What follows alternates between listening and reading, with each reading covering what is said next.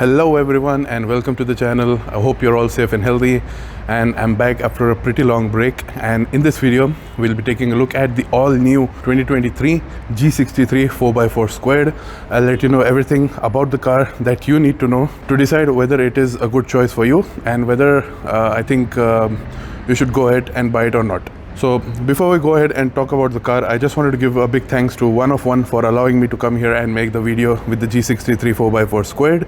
And I want you guys to show the thanks as well by following them on their Instagram page. The link will be in the description below. And if you're watching this video from Riyadh, Saudi Arabia, you can come here to the showroom. I have the location link in the description as well. And they do have a really nice collection of cars. And if there's something you like, you can go ahead and buy it. So if you're new to the channel, guys, do leave a like and do subscribe as well. And now let's go ahead and take a look at the car. Alright guys, so here it is, the 2023 G63 4x4 squared. I'm a bit limited in space here, so I'll try to show you all the angles as best as I can. But let's take a look at the SUV. So basically, design wise, if you take a look at it, the design is pretty similar to the standard G63, but the changes that are visible to you immediately will be the increased ride height, the increased width, and some other additional things like the LED lights up top on the roof and the optional roof accessory that you can put in. So that will be the main changes that you can spot the G63 4x4 squared by. But overall, in terms of the exterior design, it looks exactly like the standard G63. So you have the same headlights, the same Pan Americana grille, you have the Mercedes badge at the front, you have your camera. Even the front bumper grille is the same as the standard G63, so no changes over there. And I think by now most of you already know how the standard G63 looks. So I'll just go over all the changes that Mercedes have done to turn the standard G63 into the G63 4x4 squared. And let's start down below. So I hope I can show it to you, but here are the new changes, and that is the portal axle. So for those who don't know what portal axles are, they are basically these arms that you see over here, these black colored arms. So the entire driveline of the including the suspension, engine, and all the drivetrain shafts and all that stuff of the standard G63 has been increased in height, and then to attach it to the wheels so that the motor and the drive shaft can power the wheels, you have these arms, you can call them, and in those arms there are small gears which transfer the power from that axles to the wheel over here. And that is how the portal axles work. They are pretty much used to increase the ride height of any of the other cars that you see in the off-road segment. So most of the the hardcore off-road trucks, they have these kind of suspensions. But unlike the old G500 4x4 squared, which was pretty famous, the new G63 AMG has independent suspension, which allows a better ride on the normal paved road. And the 4x4 squared, the new one, it keeps that as well. So no changes to the standard suspension system of the normal G63. They have kept it as it is, but they've just added the portal axles. So overall, in terms of on-road performance and off-road performance, in terms of the comfort, it is pretty similar to the G63, but due to the increased ride height, the approach angles, you do get a more breadth of capability in the off-road section. And the other new change, you can see this new undercarriage or subframe. It's all metal, so it is there to protect all the components, all the moving components of the car. So you can go over bigger boulders and all that stuff, and it definitely gives you an advantage. So that's the new thing.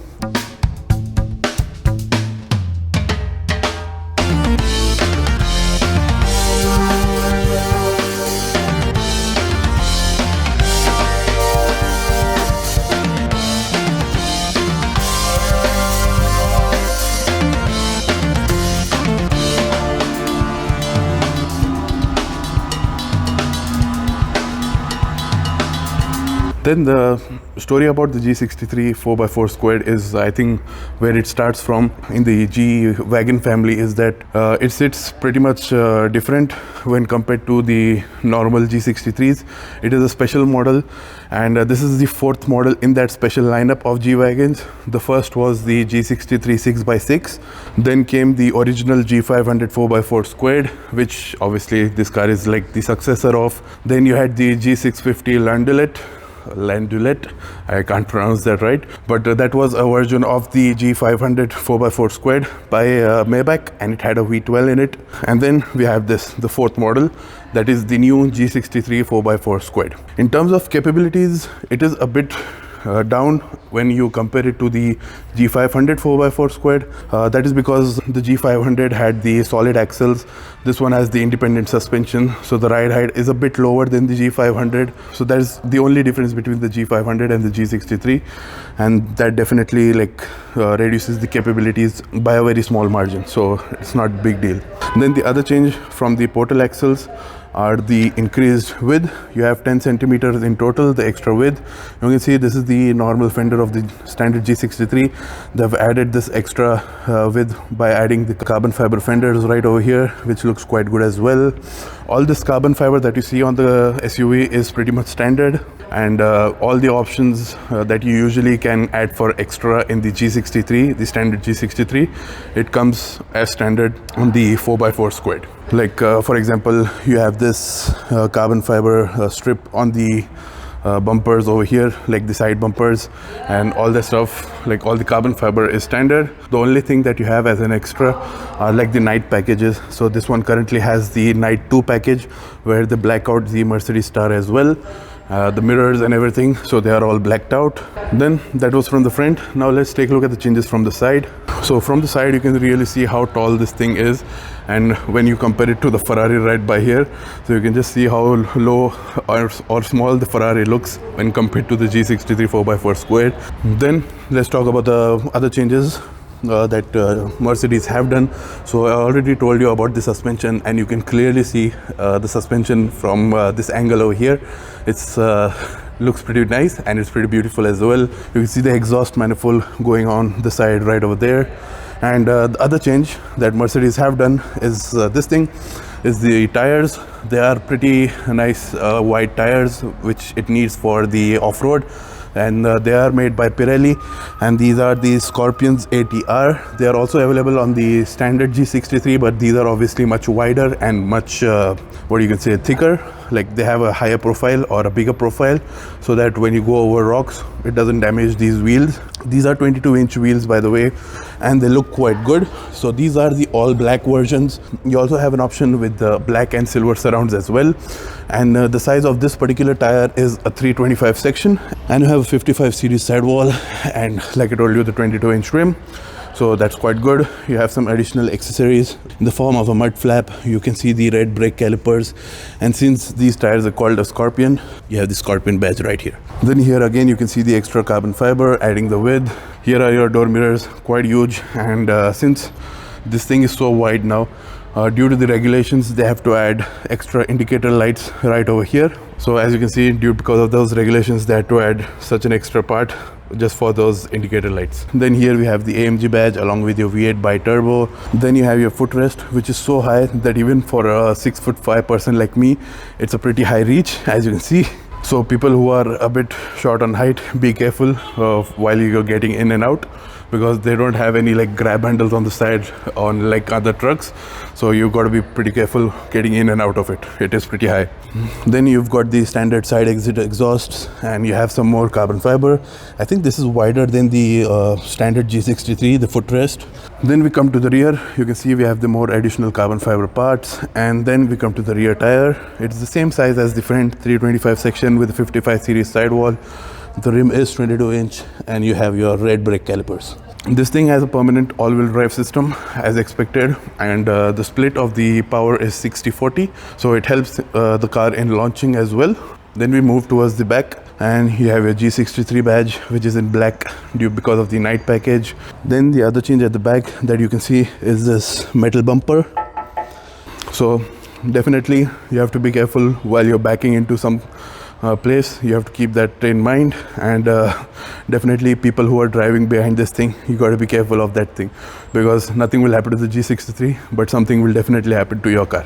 Then on this side we have the AMG badge, and the other thing that Mercedes have done, like a change, it's an internal change, you can't see it on the outside, is the reinforcement of the chassis itself.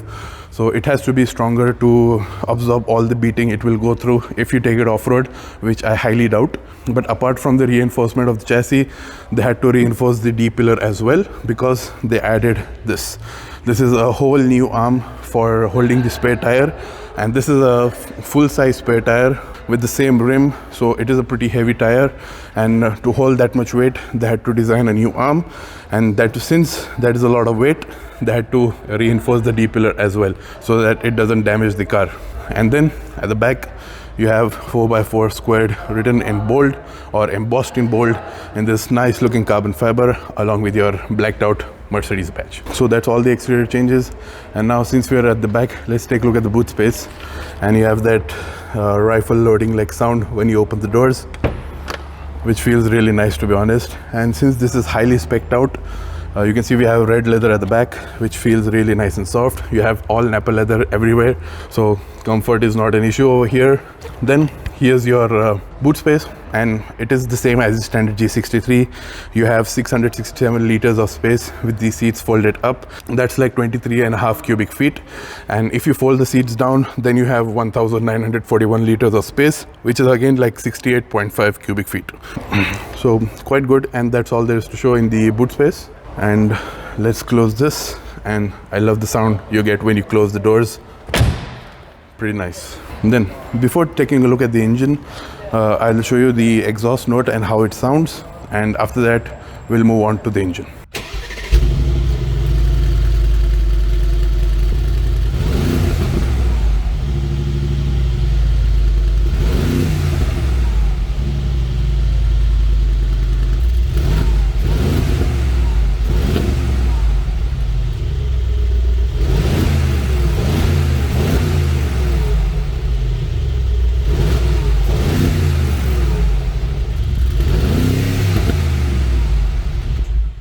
Alright guys, so here's the engine bay, and after the hood opens up, you can see it is a pretty high reach, even for a tall guy like me, so be careful of that as well. So here's the engine we all love. It's the 4-liter twin turbo, and it is made by this person right over here. The last name is pretty similar to mine. It's called Jawad, but mine is Fawad, so pretty similar last names. But let's talk about the engine. According to most of the media sites, the standard G63 has 577 horsepower, but what Mercedes quotes for this 4x4 squared is 585 horsepower. And they didn't mention the torque, but the standard G63 has 850 Newton meters, which is like 627 pound-feet.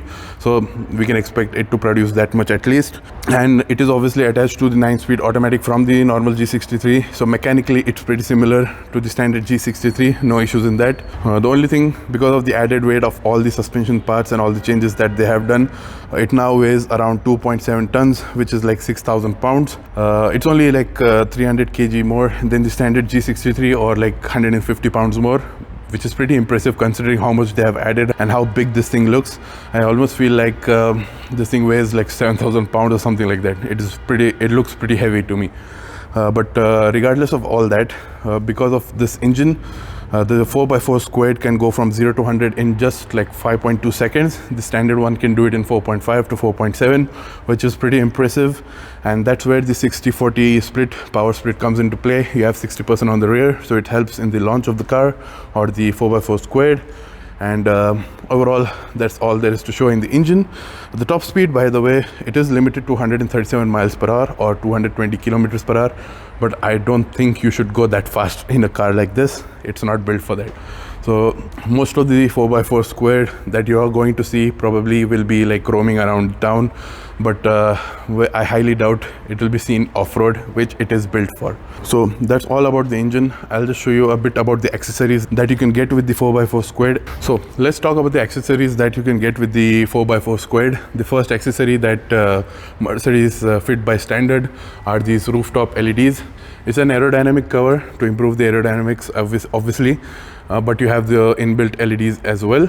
The other option you have is a full roof rack which goes along the roof, and it has all the metal grates on it. and it pretty much makes the sunroof inside useless, but you have that option if you want to put some things on it and use it. And in addition to all that roof accessory, you also get a ladder on this particular side, which helps you to get on top of the roof. One thing I forgot to mention about the 4x4 square is the price, and in one of one, this thing is 2.7 million reals, which is roughly around $700,000. The price is so high because since Saudi Arabia is kind of like an import market, they have to import the car from Germany. Then there's import taxes, then you have the VAT, and all that stuff just adds to the price. So that's why it costs 2.7 million real. And I know people here will buy it. So 2.7 million real is not going to be an issue for some of the people over here.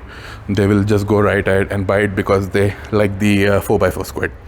That's how the Saudi market works. So that's the price. And now let's move on to the interior. Alright guys, so here's the interior. You have the full Napa leather as standard, like I told you, and this one in particular has been specced with the red leather, and you have the diamond stitching all around. It is really nice and soft, as expected from Mercedes. And another thing that's standard on the 4x4 squared is the matte carbon inserts on the interior, and you have your Burmester sound system as well. But now comes the main challenge, and that is getting into the seat. The seat is also really nice. You can see all the red leather with the diamond stitching. It's really nice and soft. But now the challenge is to get inside. It is pretty high even for me, but let's get inside. And here you can see Shockle approved, the badge over here. Now let's get inside. So guys, I'm in the interior of the 4x4 squared, and let's close the door right now. I got in somehow, but let's close the door. And when you start the systems, you get a new welcome display, and let's start it up.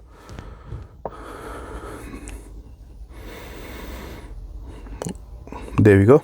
That's the new startup screen that you get with the 4x4 squared. And let's start up all the accessories as well. There we go, they're on. So let's talk about the changes that Mercedes have done in the interior. The first change is that they have extended the ambient lighting into the air vents as well. Then you have the G63 4x4 squared badge on the grab handle. And the other change is in the rear view mirror. This is a new rear view mirror, and you can see because of the spare tire, it's pretty much useless. You can't use it, but it does have another function, and that's the rear camera. You can take a look at the cars that are behind you, and you can change all the settings in it, the brightness. Then you can change it, like you can lower it up, or you can change the angle of it. I think keeping it lower is better so that you can see the cars behind you. Then you have like the angle of it. You can change it from left to right, or you can keep it in the center, which I think is better. And next, you can even rotate it, so that's quite nice. So you have a lot of functionalities here, and that is pretty nice. So that's the only new addition that Mercedes have done. So you can switch it to your normal mirror, or you can switch it to the camera. I think it's better to keep the camera on because this is pretty much useless. Then the command system is similar to the G63, is the older command system. It's not the new MBUX, it's the older command system, and you don't have all the new features. But I think it's just pretty usable. You don't have touch and all that stuff though. Then you also have your driver's display, and you can change the displays from sport, classic, or progressive. And most of it I have covered it in my standard G63 video as well. You can watch it over here. Then the other things, you have the older AMG style steering wheel, and it is covered in this suede, which feels nice and grippy. You also have your drive mode selectors here as well, and you have your traction control, exhaust valve, and other programmable buttons here as well. Then let's take a look at the space. So as you can see, I have a lot of headroom. That's not an issue. I'm 6'5" or 195 centimeters. So that is so as you can see, I have a lot of headroom. In terms of comfort, the knee room and everything, that is a bit tight, and that is something I complained about in the standard G63 as well. But that's to be expected. It is a ladder chassis, so limited space. You can't create a lot of space like in a monocoque chassis, for example the GLS or the Defender. So they are limited by that. I can understand that. But I think people below 6'5" or 6 foot should not have any issues with in terms of the comfort. The seats are really nice and comfortable. The Napa leather makes them feel really nice and soft. You have heated and ventilated seats as standard as well, and I think that's all there is to show in the front. But now let's take a look at the back seats. So here are the rear seats of the 4x4 squared. You can see they are wrapped in Napa leather. You have the diamond quilting, and you also have an armrest with your cup holders in it. You also have a pass-through as well. And in terms of features, you can see we have your air vents, automatic climate control. You do have a USB port down below, and you have some storage space as well. And it's a closable lid. You don't have a very big transmission tunnel, and that does free up some space for your feet. But the reason I'm not sitting in right now is because I don't have a lot of space when I'm sitting exactly behind myself. And even if the front passenger seat is set to according to someone who's below 6 feet, I don't have a lot of room. Do keep in mind I'm 6'5" or 195 centimeters, so this is an issue exclusive to tall people, but people with an average height will not have an issue in terms of knee room. Headroom is fine, but the knee room is the only issue I face in the G63. So I think that's all there is I can show in the back seats. So guys, that's all there is I can show in the G63 4x4 squared. I hope you enjoyed it a lot. So what do I think about the 4x4 squared, and should you go ahead and buy it or not? I think most of it is pretty similar to the G63, standard G63 I mean. So if you're looking for that kind of like performance and stuff, and the interior, I think you going with the G63 is okay. But if you do want the exclusivity and the off-road performance that the 4x4 squared offers, then I don't think there is something like this on the market. And if you can afford it, you should go right ahead and buy it. So I think that's my feedback overall. There is no competitor of this 4x4 squared on the market, so it is in a pretty unique niche. And if you really want to buy it, I don't think it is a limited edition. The G500 4x4 squared was a limited edition, but because the demand was so high for it, Mercedes ended up building like 2,000 of them. But according to the research I have done so far, it doesn't say anywhere that the 4x4 squared, the G63 4x4 squared, is a limited edition. So if you're interested in a niche like this, I suggest go ahead and buy it.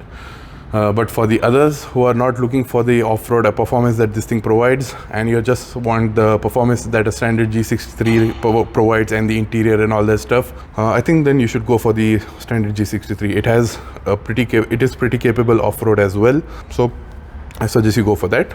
So that's all I have to say. And if you enjoyed the video, guys, do leave a like and do subscribe to the channel as well, and do turn your bell notifications on so that you will be the first ones to know when I upload new videos. And thanks for watching, guys. Stay safe, stay healthy, and bye bye.